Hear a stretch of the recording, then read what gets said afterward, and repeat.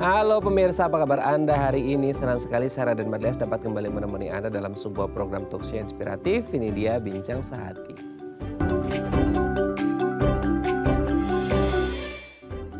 Ya pemirsa, hari ini tanggal 29 September 2022 kita memperingati Hari Jantung Sedunia. Kalau kita berbicara tentang organ jantung, ini organ yang sangat vital ya, sangat penting dalam kehidupan kita. Bayangkan kalau orang nggak punya jantung pasti sudah check out gitu ya.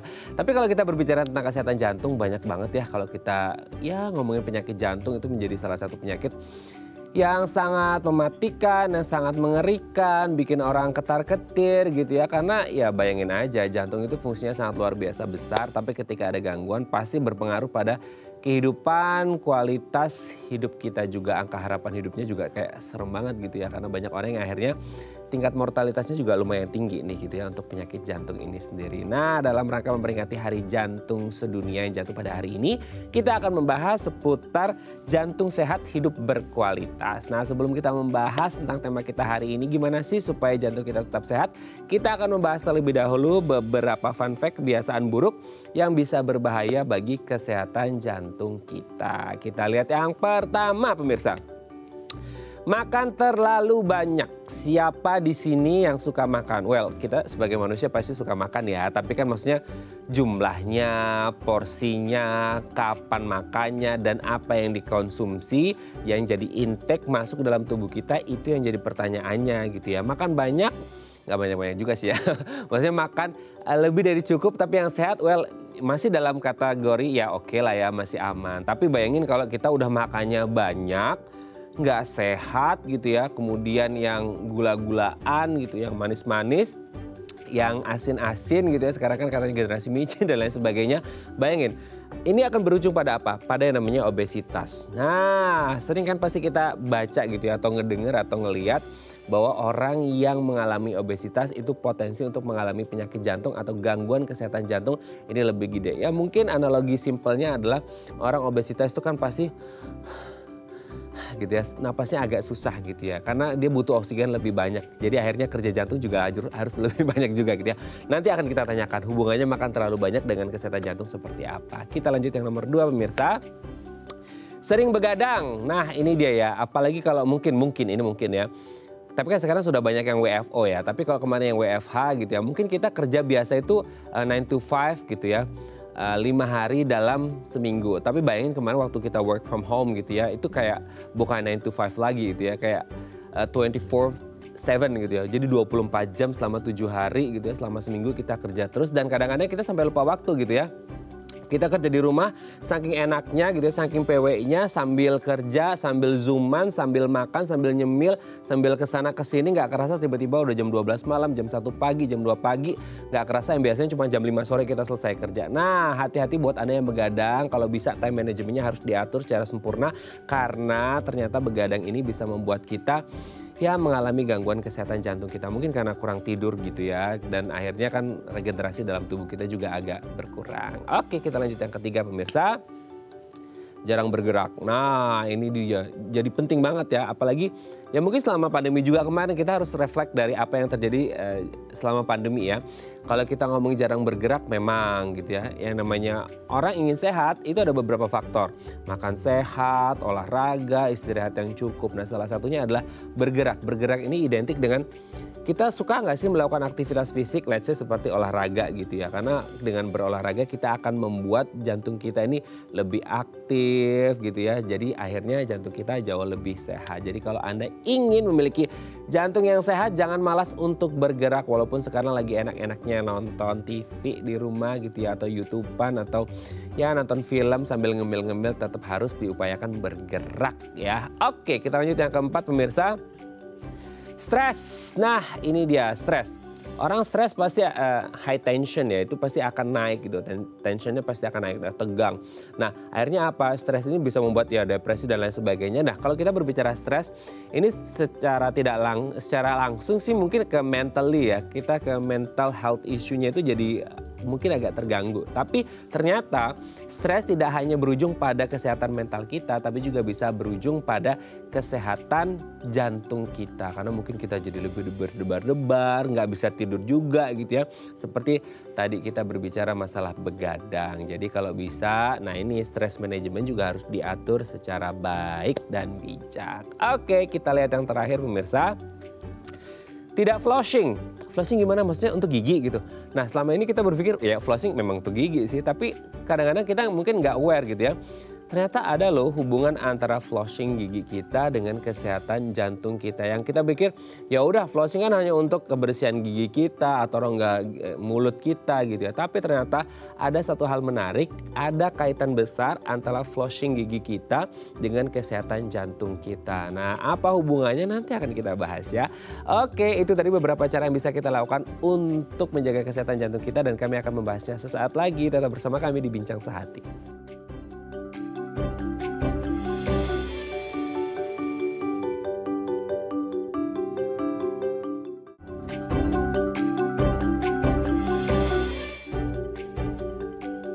Baik, karena masih bersama kami di Bincang Sehati, kita masih membahas tema kita hari ini yang masih seputar jantung di Hari Jantung Sedunia. Tapi sebelum kita membahas gimana supaya jantung kita sehat, kita harus tahu dulu nih ada beberapa kebiasaan yang mungkin sering kita lakukan di rumah dan kita nggak aware kalau ternyata itu kebiasaan buruk yang bisa membuat jantung kita jadi aduh kurang gitu ya kesehatannya. Nah untuk membahasnya nih telah hadir bersama kami di studio Bincang Sehati ada Dr. Fandi Santoso Budiarjo, SPPD KKV Finasim, spesialis penyakit dalam, konsultan kardiovaskular dari Seci Hospital. Selamat pagi Dr. Fandi, apa kabar dok? Selamat pagi.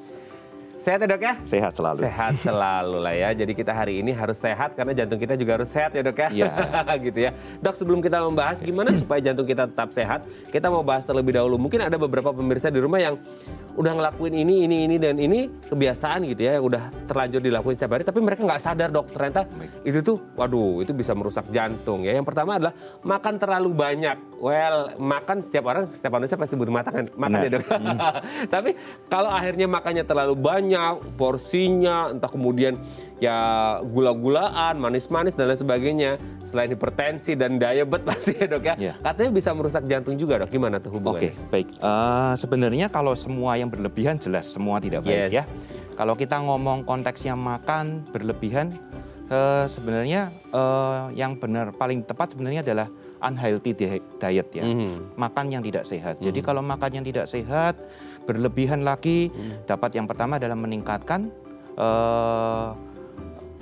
peningkatan dari lemak darah, peningkatan gula darah, apalagi yang tinggi itu ya, tinggi lemak, tinggi karbohidrat. Hal itu akan memicu terjadinya obesitas, ya, yang penting ya. Selain itu juga memicu terjadinya peningkatan tekanan darah. Atau yang kita sebut sebenarnya darah tinggi atau hipertensi.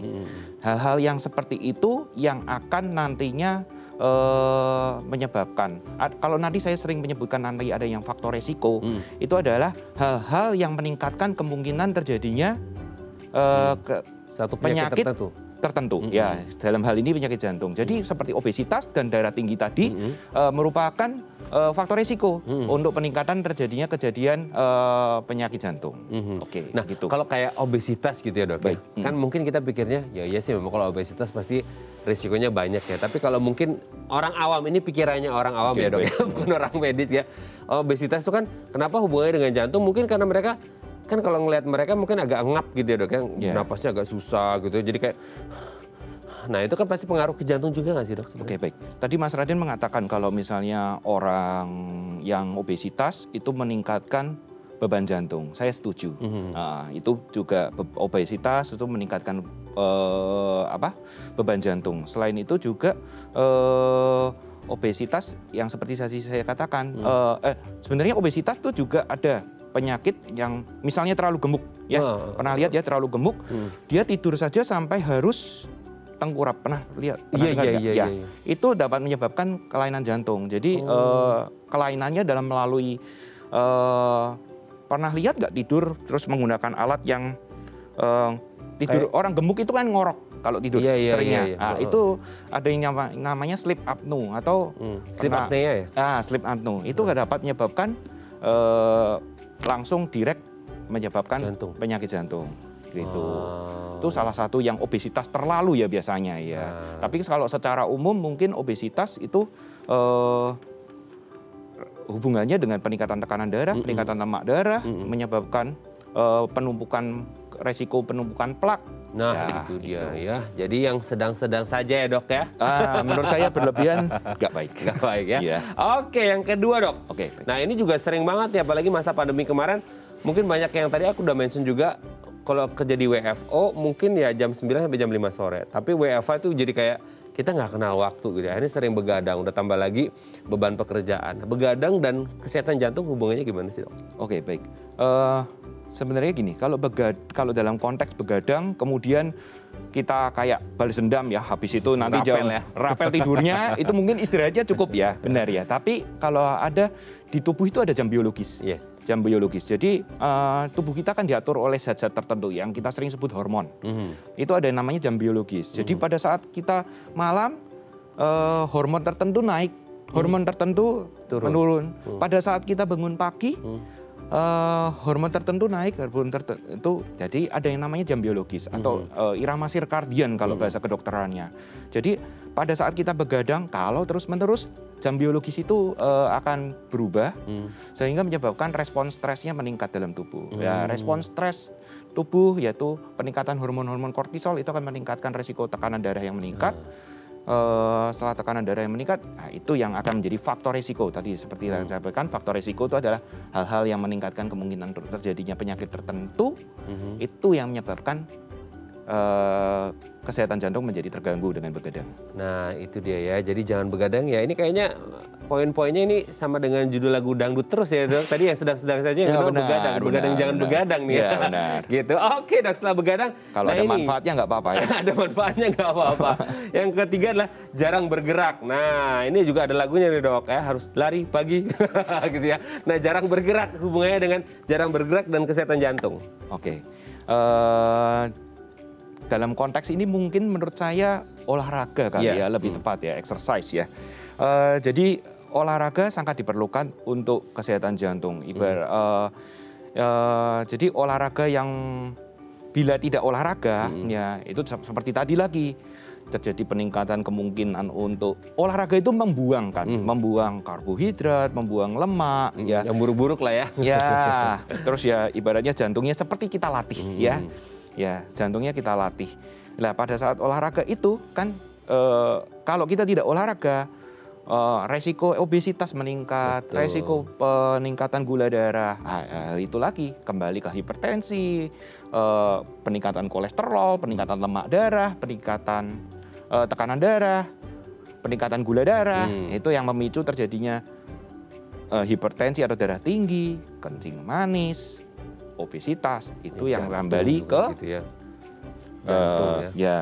Oke ya, jadi memang penting pemirsa olahraga, beraktivitas fisik ya, itu harus menjadi penting juga ya. Jangan PW-PW-an terus, karena kemarin juga kita mengenal sedentary lifestyle ya dok. Benar, ya. Itu istilahnya sedentary lifestyle, malas-malasan. Malas-malasan. Ya. Sebenarnya satu lagi yang saya pengen tekankan bahwa ini kata-katanya tadi tidak bergerak. Nah, sebenarnya kalau saya punya pasien banyak biasanya bertanya, dok, saya setiap malam, bahkan ibu saya sendiri mengatakan, saya sudah ngepel lantai, nyapu. Itu sebenarnya bukan hitungan untuk sebagai olahraga ya. Jadi olahraga adalah memang kita siapkan waktu untuk olahraga. Jangan kita hitung mengepel lantai. Dan terukur juga ya dok ya? Terukur sebenarnya. Kalau olahraga terukur ya. Jadi kayak mungkin ada panduannya seminggu, kalau nggak salah itu 150 menit benar. Ya dok ya? Ya benar, 150 menit dengan aktivitas olahraga yang berat. Benar itu. Ada yang mengatakan kalau 300 menit aktivitas olahraga yang sedang. Ya benar, ringan sampai sedang. Ringan sampai sedang. Oke, jadi jangan takut untuk bergerak dan jangan malas untuk bergerak supaya jantungnya tetap sehat. Oke, yang keempat adalah stres. Nah ini dok, stres gimana nih? Kayaknya setiap orang juga pasti ngerasain stres ya. Nah kalau ada stres semuanya berarti ada masalah dengan jantungnya dok, gimana nih? Gini, stres pasti setiap orang akan mengalami stres ya. Tapi stres itu pada saat kita stres itu akan mengalami ada yang hormon kortisol, yaitu peningkatan hormon kortisol.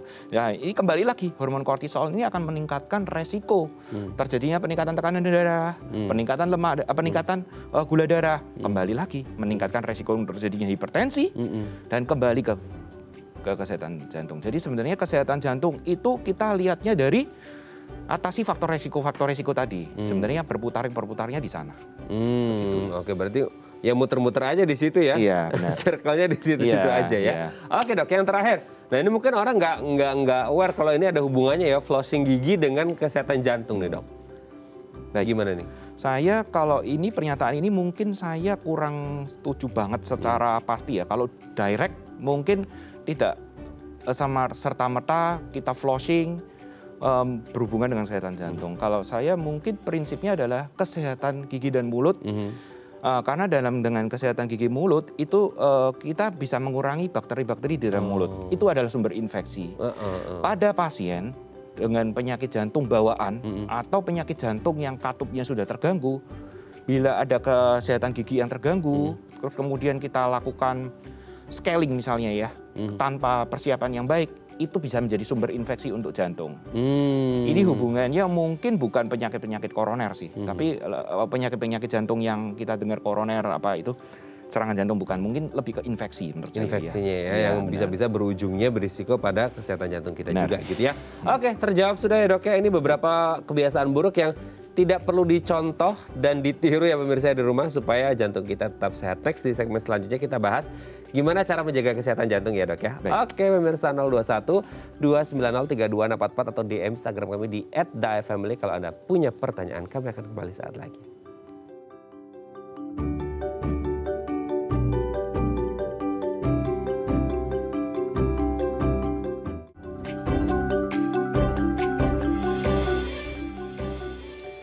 Baik, Anda masih bersama kami di Bincang Sehati. Kita masih membahas tema kita hari ini seputar jantung. Kebetulan hari ini 29 September kita memperingati Hari Jantung Sedunia. Yuk sama-sama kita terapkan kehidupan yang jauh lebih baik, lebih sehat supaya jantung kita tetap sehat. Kalau Anda punya pertanyaan seputar kesehatan jantung boleh di 021 290 3244 atau DM Instagram kami di @daefamily. Kita masih bersama dengan Dr. Fandi Santoso Budiarjo, SPPD KKV Finasim, spesialis penyakit dalam, konsultan kardiovaskular dari Seci Hospital. Kita lanjut lagi ya Dr. Fandi ya.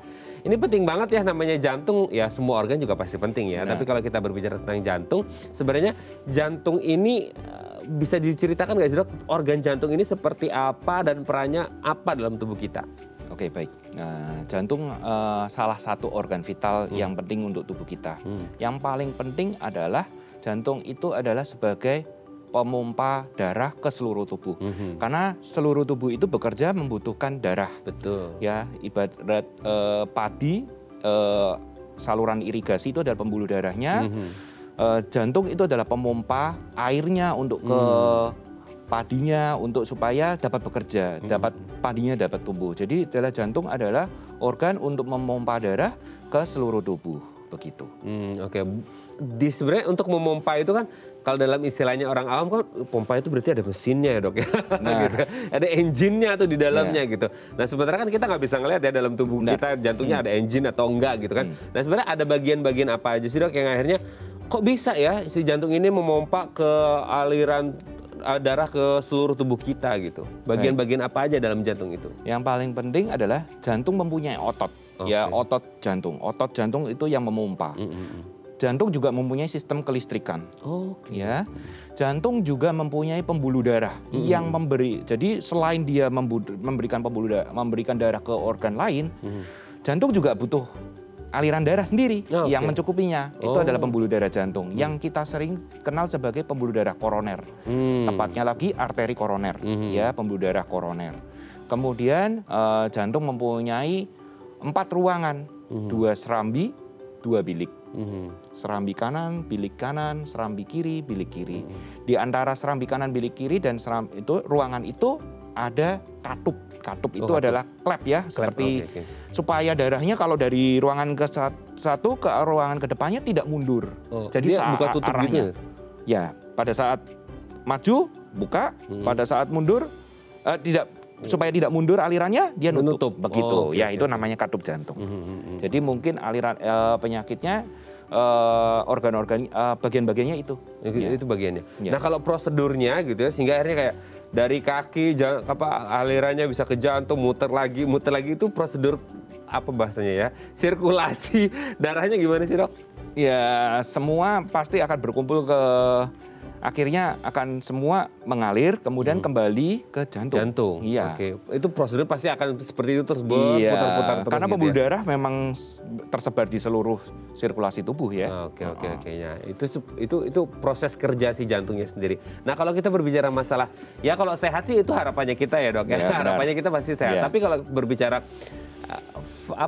beberapa risiko penyakit jantung yang bisa menyerang manusia itu yang mungkin yang sering terjadi, terutama mungkin di Indonesia deh, Dok, gitu. Kita sering dengar ya, ada penyakit jantung, serangan jantung, jantung koroner dan lain sebagainya. Biasanya yang sering muncul apa sih, Dok, kalau kita berbicara gangguan kesehatan jantung? Baik, tadi kan saya sudah menyebutkan tentang bagian-bagian organ jantung. Semua bagian organ jantung itu ada penyakitnya. Oke. Ya, ada penyakitnya. Ada yang kena katupnya tadi, klepnya itu penyakit jantung katup namanya. Oke. Penyakit kena di pembuluh darah ini yang paling terkenal ya, pembuluh darah koroner, jadi namanya adalah penyakit jantung koroner. Itu yang paling utama ya, paling utama. Jadi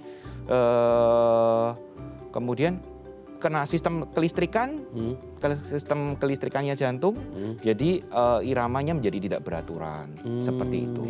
Oke. Pernah dengar kayak aritmia jantung? Benar, gitu aritmia. ya? Aritmia itu adalah irama jantung yang tidak beraturan, ya. Oh, serem juga ya, Dok. Irama Jantung itu kan ada iramanya, ya. Tetapi kalau iramanya irama itu maksudnya denyut jantungnya atau gimana sih, Dok? Pernah lihat rekam jantung? EKG? Iya, Oke. itu kan EKG itu kan untuk melihat kelistrikan, sistem kelistrikan jantung. Itu kan ada gambarannya, itu kan ada. Tapi ada gambaran yang bila kelistrikannya terganggu menjadi iramanya tidak seperti normal, yang tidak beraturan. Nah, itu namanya aritmia. Aritmia sendiri itu ada macam-macam. Ada macam-macamnya lagi, ada sub-subnya lagi gitu ya, Dok. Benar. Nah, tapi kalau berbicara tentang tadi beberapa penyakit yang mungkin dokter atau mungkin ada risetnya gitu ya, Dok ya, jurnalnya yang paling banyak terjadi yang mana sih, Dok?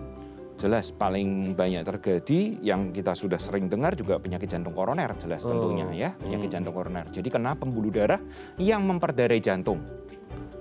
Oh, yang untuk kebutuhan jantungnya sendiri? Benar, jantung itu memenuhi kebutuhan organ lain, tapi jantung juga butuh darah untuk bekerja, yaitu arteri pembuluh darah koroner itu. Itu pembuluh darah koroner itu yang tadi hubungannya dengan hipertensi dan lain-lain, itu yang kemudian mengalami gangguan sirkulasinya jadi tidak lancar sehingga jantungnya jadi bekerja tidak. Dengan tidak alirannya tidak itu, selain bekerja, sistem kelistrikannya pun juga bisa berefek gara-gara gangguan dari pembuluh darah. Jadi tidak semuanya tidak berdiri sendiri-sendiri. Kelainan jantung katup sendiri gitu, enggak. Semuanya bisa korelasi terkait. ada Ya, tetapi kalau dikatakan mana yang paling utama, paling banyak menyebabkan yang sering orang menjadi ketakutan, ya penyakit jantung koroner ini. Kalau yang mungkin ini kalau orang awam, Dok ya, kan sering lihatnya mungkin sampai di film-film, di sinetron gitu ya, ada orang kayak serangan jantung, langsung kolaps, langsung gitu, check out gitu bahasanya. Itu tuh maksudnya gimana, Dok, kalau yang serangan jantung yang megang dodor gitu? Oke. Pertama yang kita maksud adalah pembuluh darah koroner tadi. Jadi kalau kita bisa mengabarkan pembuluh darah koroner itu seperti selang, ya, yang memperdarai jantung sehingga jantung bekerja. Yang namanya serangan jantung itu di dalam pembuluh darah atau selang itu ada plaknya. Seperti apa ya contohnya ya? Kotoran-kotoran ya gitu. Mungkin plak ya, plak lebih tepat ya, kayak kerak ya, keraknya. Keraknya itu pecah. Keraknya pecah sehingga pernah lihat nggak kalau kita terluka, darahnya itu keluar, kemudian kita diamkan menjadi apa? Koreng ya, Dok ya? Bukan, menjadi seperti berkumpul. Oh, ini. Tubuh itu mempunyai mekanisme untuk menghentikan darah. Paham nggak? Jadi kalau pada di tempatnya selang, itu keraknya pecah, dan tubuh itu berusaha menghentikan perdarahannya itu. Jadi tapi ternyata malah menutup pembuluh darahnya. Jadi alirannya ke jantung jadi berhenti. Tergantung pembuluh darah mana yang terkena. Bila pembuluh darah utama yang terkena, itu fatal. Itu yang kita sebut sebagai serangan jantung. Serangan jantung. Benar. Oke, Dok, sebelum kita lanjut, serang balik gitu jantungnya. Oke, sebelum kita lanjut, ini ada penelpon, Dok. Kita sapa terlebih dahulu ya. Halo, selamat pagi. Dengan siapa di mana? Halo, selamat pagi. Selamat pagi. Selamat pagi, Dokter. Selamat pagi, Pak. Apa kabar? Dengan Pak siapa? Di mana, Pak? Pak Rio dari Solo. Pak Rio, saking Solo. Silahkan, Ya. monggo Pak Rio. Ya, begini Pak Dokter. Saya usia 67 menuju 68.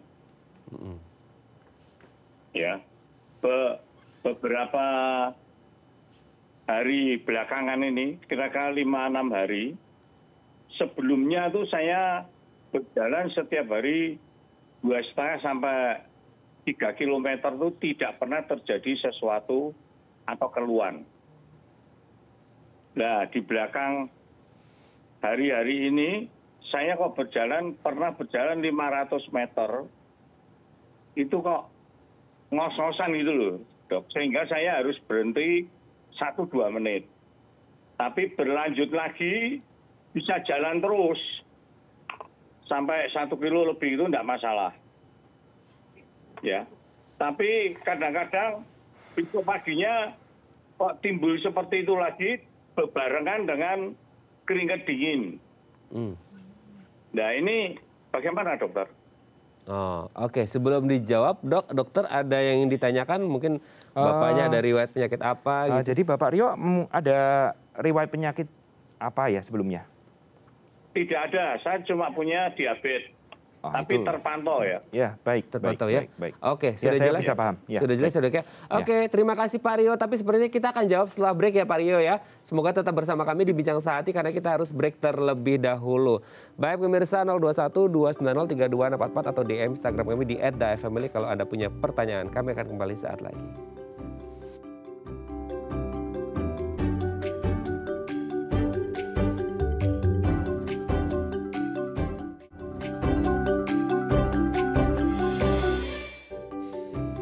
Baik, Anda masih bersama kami di Bincang Sehati. Kita masih membahas sama kita hari ini dalam rangka Hari Jantung Sedunia. Gimana sih caranya supaya menjaga jantung kita tetap sehat?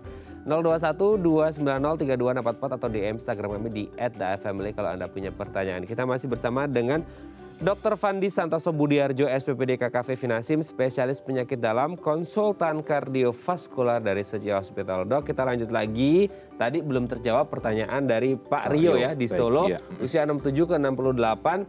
Beberapa waktu belakangan tuh kalau jalan dulunya tuh oke-oke aja, tapi beberapa hari ini baru 500 meter udah ngos-ngosan, kita berhenti 1-2 menit jalan lagi gitu. Besoknya dilakuin lagi, ada keringat dingin juga, ada riwayat diabetes tapi terkontrol katanya. Gimana nih dok? Ya. Baik, jadi keluhannya ngos-ngosan ya. Sebenarnya itu kan ibarat kata-katanya adalah sesak sebenarnya. Sebenarnya kalau kita dengar dengan keluhan penyakit jantung koroner atau penyakit jantung, itu kan kita sering dengar keluhannya adalah nyeri dada. Benar ya, nyeri dada sebelah kiri seperti itu. Jadi gambarnya orang kalau nyeri dada, gambar orang sakit jantung sering megangnya sebelah kiri. Jadi keluhannya tapi keluhan orang itu kan subjektif ya. Setiap orang bisa merasakan yang berbeda-beda. Jadi kalau kita ngomong Bapak Rio tadi mengatakan ngos-ngosan, itu sebenarnya yang khas adalah sesaknya saat aktivitas. Itu sangat khas sekali, kemungkinan ya. Kemungkinan harus ada lakukan tindakan lanjutan untuk diperiksakan kesehatan jantungnya.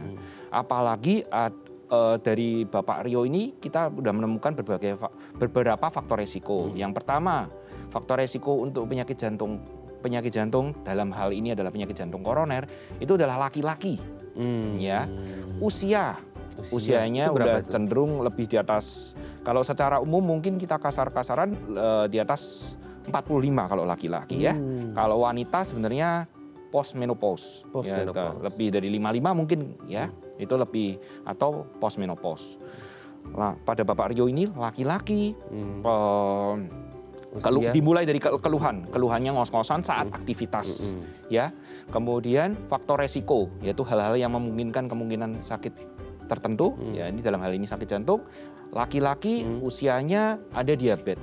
Walaupun diabetes itu terkontrol ya, walaupun diabetes atau kencing manisnya terkontrol, tetapi tetap resikonya tetap ada. Walaupun kita bisa menurunkan ya dengan dibandingkan yang tidak terkontrol. Tapi dengan adanya keluhan yang khas, keluhan yang jelas, kemudian ada berbagai faktor resiko yang tadi kita sebaiknya dilakukan pemeriksaan lanjutan. Kok tadi ada sempat mention juga keringat dingin tuh, Dok? Benar, itu seperti gejala penyertanya. Khas itu kalau menurut saya harus dilakukan pemeriksaan lanjutan. Mungkin dengan rekam jantung lah yang simple. Kemudian kalau misalnya dari rekam jantungnya itu normal ya, misalnya ya ada yang namanya treadmill test. Pernah dengar nggak treadmill test? Treadmill test itu jadi kita kan Mas Raden tahu yang namanya rekam jantung itu kayak EKG itu kan pada saat kita tiduran. Kita tenang, kita EKG. Ada yang namanya treadmill test. Pas lagi beraktivitas berarti ya? Itu jadi ibaratnya beda adalah ya? Jantungnya kita berikan beban. Jantungnya kita lagi berikan dipacu ya? Jantungnya kita berikan beban dengan bekerja. Dengan treadmill. Salah satunya dengan treadmill. Pada saat itu kita lihat rekam jantungnya, apakah ada arah-arah menuju kelainan, misalnya salah satu hal ini adalah kelainan dari pembuluh darahnya jantung atau penyakit jantung koroner itu. Tapi kalau untuk treadmill testnya sendiri kan mungkin beda nggak sih, Dok, antara orang yang suka rutin berolahraga dengan orang yang jarang berolahraga? Kan pasti ngos-ngosnya beda tuh, hasil treadmillnya juga bisa beda berarti? Ngos-ngosan itu kan belum tentu. Jadi kalau orang yang berolahraga jelas jadi gini, dari irama jantungnya itu, dari rekam jantungnya itu kita bisa ngelihat apakah pada saat capek itu jantungnya itu terpenuhi kebutuhan darahnya. Yaitu dengan melihat dengan rekam jantung itu tadi yang secara treadmill. Tapi kalau terbiasa olahraga mungkin dia tidak ada sakit di pembuluh darah jantungnya, ya baik-baik saja. Baik-baik saja ya. Oke, yang kira-kira harus dilakukan sama Pak Rio ini apa selain menurut konsultasi? saya kalau jelas pasti ke dokter ya, kita evaluasi. Yang penting yang nomor satu adalah kita harus lihat pengaturan gula darahnya, apakah sudah benar-benar baik, dengan pemeriksaan lab, salah satunya dengan pemeriksaan HbA1c kalau yang pernah dengar. Pemeriksaan HbA1c untuk melihat kontrol darah dalam 3 bulan. Kita lihat untuk dasarnya adalah kita melakukan pemeriksaan foto ronsen mungkin, kita ngelihat keadaan parunya, keadaan parunya ada yang bermasalah atau tidak. Terus kita bisa ngelihat sepintas jantungnya itu membesar atau tidak. Kemudian yang untuk koroner kita melihat rekam jantung. Bila rekam jantung semuanya normal, kita mungkin tindak lanjuti ke treadmill test. Bertahap. Jadi kalau melakukan sesuatu itu melakukan pemeriksaan lebih baik bertahap berdasarkan keluhan begitu. Berdasarkan keluhan. Nanti kalau misalnya dari treadmill test, rekam jantung, misalnya kita juga lihat pompa jantungnya dengan cara ekokardiografi. Ekokardiografi itu USG jantung. Dengan modalitas tadi, dengan keluhan, dengan faktor risiko, dengan segala pemeriksaan, kita tentukan langkah selanjutnya. Begitu sebenarnya. Tapi kalau untuk sementara ini dengan pola hidup yang lebih sehat gitu ya, Pak Rio tadi masih boleh jalan nggak sih, Dok? Menurut saya, atau dikurangi intensitas atau gimana? Menurut saya aktivitasnya mungkin jangan push ya malahan ya, tapi make it safe dulu aja, diperiksakan dulu. Kalau mau aktivitas boleh, tetapi pada saat mungkin sudah mulai nyeri, berhenti. Ya, jangan dilanjutkan. Menurut saya tetap harus ada pemeriksaan dulu untuk memastikan aman, baru bisa olahraga yang lebih berat lagi. Karena jangan dipaksakan juga. Jangan. Gitu. Banyak pengalaman saya, orangnya didiagnosa jantung. Jadi, tahu jantung itu jantungnya sakit nih. Tahu kalau olahraga dapat memberikan hal yang baik, malah dia makin keras olahraganya. Itu salah ya. Salah. Kita harus pastikan dulu nih, safe dulu. Nanti olahraga misalnya pembuluh darahnya malah ada mengalami sumbatan, tiba-tiba pada saat lari yang ringan tadi menimbulkan keluhan, kemudian di-push, malah nanti plaknya jadi pecah, malah jadi serangan jantung. Jadi pastikan aman dulu. Pastikan aman dulu ya. Dulu. Tapi kalau mau aktivitas boleh, tapi mungkin jangan terlalu intensitasnya mungkin agak dikurangin dulu ya. Kalau udah mulai kerasa ada nggak enak, ngos-ngosan nyeri, stop dulu. Ya, gitu menurut saya kalau misalnya seperti itu, kalau biasanya keliling ya mungkin treadmill dulu, statis dulu ya. Bahaya kalau nanti di luar. Ya. Oke, semoga ini bisa menjawab pertanyaan Pak Rio yang ada di Solo, dan salam sehat selalu ya Pak Rio ya. Terima kasih sudah menghubungi kami. Kita lanjut lagi, Dok. Nah, tadi kan sudah disebut ada beberapa faktor risiko ya, Dok ya. ada ngos-ngosan, laki-laki di usia atas 45 lah gitu Ngos-ngosan ya. tadi keluhan ya? Keluhannya gitu. Ya. Faktor risikonya 45 ke atas, laki-laki dan beberapa poin yang tadi gitu. Tapi kalau berbicara, mungkin kan kita sering dengar ya dok, ada beberapa penyakit yang lumayan mengerikan lah, seperti mungkin diabetes. Orang pikirnya, waduh diabetes ini kalau bapaknya diabetes, anaknya diabetes gitu. Baik. Nah kalau untuk jantung sendiri, ya apapun jenis penyakit di jantung, entah dari katupnya, kemudian kelistrikannya, koroner dan lain sebagainya, ini bisa bersifat keturunan atau genetik nggak sih dok? Baik. Jadi bisa, jawabannya kalau singkat bisa. Jadi genetik itu maksudnya adalah pada saat orang tua kita menderita sesuatu, ya penyakit misalnya diabetes dalam hal ini, atau kencing manis, atau darah tinggi, atau orang tuanya meninggal mendadak di usia muda. Kita kan sering dengar ya orang lari terus meninggal mendadak. Iya ya, habis olahraga gitu. Benar. Tapi di usia muda ya, Usia yang muda. kita omong usia muda mungkin kalau patokan saya di bawah 50 lah. Ya, di bawah 50 ya. Apakah hal-hal itu mempunyai resiko genetik, secara genetik? Ya, tapi ya kalau kita bandingkan dengan yang tidak ada keturunan seperti itu, jelas yang mempunyai orang tua dengan penyakit seperti itu mempunyai resiko lebih besar dibandingkan yang tidak gitu. Tetapi apakah menurun 100% pasti terjadi? Jawabannya tidak. Tetapi mempunyai resiko lebih tinggi? Benar. Ya. Oke, tadi yang olahraga masih usia muda di bawah 50 terus kena serangan jantung meninggal, itu sebenarnya dia yang dampak dari keturunannya atau dari dia punya keturunan juga bisa berdampak? Jadi begini, misalnya ada seorang ayahnya meninggal mendadak di usia 45 pada saat olahraga. Nah, ini bukan kecelakaan ya, kalau kecelakaan ya meninggal mendadak ya. Jadi dia punya anak punya anak, terutama laki-laki malahan ya. Dia mempunyai resiko untuk berarti kelainan koroner biasanya, ya, mempunyai peningkatan resiko untuk kelainan koroner.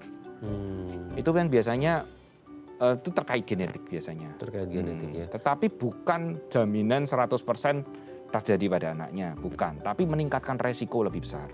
Tapi berarti Jadi anaknya kita harus lebih aware gitu. harus lebih aware. Berarti anaknya ini ada bibitnya dong? Benar. Ada kemungkinan lebih besar dibandingkan orang tuanya yang tidak seperti itu ya. Faktor apa yang akhirnya membuat anak ini ada bibitnya, ini bisa ke baik, terjaga atau bisa memburuk? Mungkin pola hidup, benar. lifestyle Itu juga atau? jadi lifestyle-nya harus dijaga. Jadi anak ini jadi harus lebih aware dibandingkan yang tidak mempunyai keturunan seperti ini gitu. Jadi faktor resiko seperti hipertensi, pola hidupnya harus lebih sehat seperti itu. Dan mungkin check up ya. Medical check up walaupun tidak ada keluhan itu penting harus dilakukan. MCU ya. Ya. Oke. Tapi yang menarik adalah mungkin kita tahu ya dok, ada beberapa public figure di Indonesia juga. Benar, tadi itu yang mau saya masih muda, habis olahraga tiba nggak ada keluhan apa-apa, tiba langsung kolaps langsung. Nah itu sebenarnya maksudnya ya mungkin kan kalau public figure mereka mungkin ya, kita juga tidak bisa memukul rata. Maksudnya mungkin mereka kan tingkat kesadaran kesehatan harusnya lebih baik kan, mungkin ya, ini kita ngomong mungkin gitu. Tapi yang jadi poinnya bukan masalah itu, tapi lebih kepada kalau mereka sudah pernah cek gitu ya, sebenarnya ada gejala nggak sih yang dirasakan kok tiba-tiba langsung olahraga seger-seger, lari-lari, sepak bola segala macam, tiba-tiba langsung tutup gitu. Itu tuh benar-benar nggak ada kerasa sama sekali sampai akhirnya dia benar-benar kolaps, gimana sih dok? Sebenarnya gini, sudden death gitu ya namanya ya, cardiac arrest atau itu macam-macam ya, macam-macam. Tapi urutan yang paling banyak adalah kena serangan jantung, penyakit jantung koroner misalnya, yang tadi saya omong pecah, kemudian pembuluh darahnya tertutup sehingga serangan jantung, itu paling banyak. Tetapi masih ada yang lain ya, ada yang di irama jantungnya atau sistem kelistrikan yang salah, ini juga bisa. Kemudian mungkin kelainan bukan hanya jantung ya, di otak juga ada. Ya otak juga ada. Tapi dalam hal ini saya soroti adalah kelainan di pembuluh darah koroner atau penyakit jantung koroner yang kita sebut sebagai serangan jantung. Benar. Jadi mungkin ini kan kita tidak tahu ya, artis ini atau pemain bola ini itu merasakan apa awal-awalnya. Jadi mungkin aja yang perlu penekanan mungkin begini. Kita tahu bahwa keluhan nyeri dada, keluhan jantung yang paling utama, yang paling orang tahu itu nyeri dada. Iya betul. Benar ya. Nyeri dada itu kan banyak sebenarnya, bukan hanya miliknya jantung. Badan ini di jantung, ada paru-paru, ada kulit. Ya di sini kalau dicubit juga sakit, nyeri dada. Tapi kan bukan jantung, benar kan ya. Jadi nyeri dada yang kita maksud adalah nyeri dadanya jantung. Tetapi ada lagi bahkan di orang manusia itu kan mempunyai subjektivitas. Jadi mungkin dia dianggap nyeri dadanya biasanya masuk angin begitu. Terus kadang-kadang nyeri dada juga tidak dirasakan sebagai nyeri dada. Kembung perutnya. Oh saya mah. Lah mungkin sebenarnya public figure itu atau orang-orang yang kita tahu itu yang meninggal mendadak sudah merasakan itu. Tapi mungkin menganggapnya sebagai mungkin dianggapnya mah saja dan lain-lain. Sepele ya. Iya benar, karena dia merasa masih muda. Masih baik-baik aja, bahkan masih bisa olahraga gitu ya. Makanya jangan sepelekan hal-hal yang minor-minor itu ya dok ya, untuk kemudian. Tapi juga menurut saya juga jangan berlebihan. Jangan berlebihan juga. Kalau dirasa kayak ada nggak enak badannya, jangan dipaksakan olahraga berlebihan juga ya. Oke dok, nanti kita akan lanjut lagi ya di segmen terakhir kita. Oke pemirsa, 021-290-3244 atau di Instagram kami di @dafamily kalau Anda punya pertanyaan. Kami akan kembali saat lagi.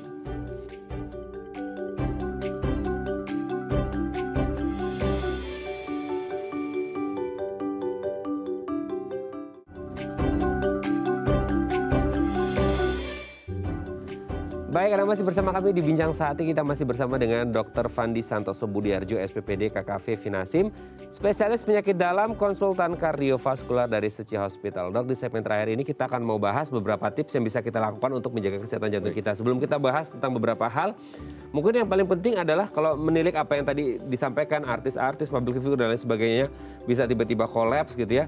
Mungkin pemeriksaan ini menjadi sangat penting. Tapi akhirnya banyak orang di luar sana yang bilang, EKG ku aman kok, gitu.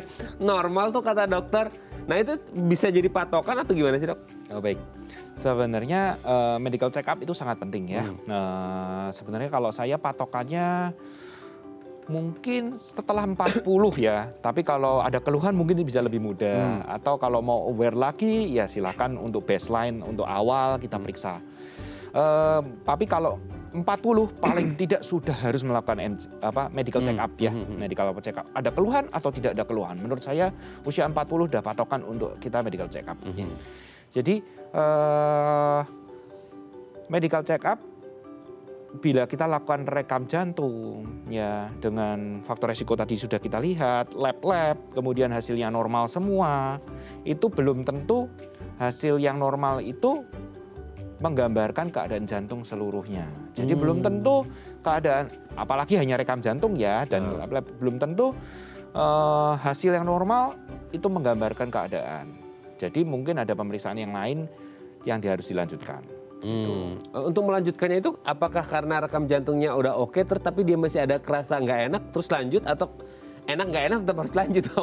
Menurut saya tetap harus case by case ya. Kalau dari saya mungkin dengan rekam jantung, kemudian misal contoh dengan misalnya tadi ada orang tuanya nih ya meninggal mendadak pada usia muda yang seperti tadi, rekam jantung normal, hasil lab semua normal, mungkin saya lebih lagi stres, treadmill test akan saya lakukan, ekokardiografi saya lakukan, hasilnya normal, stop saya di situ.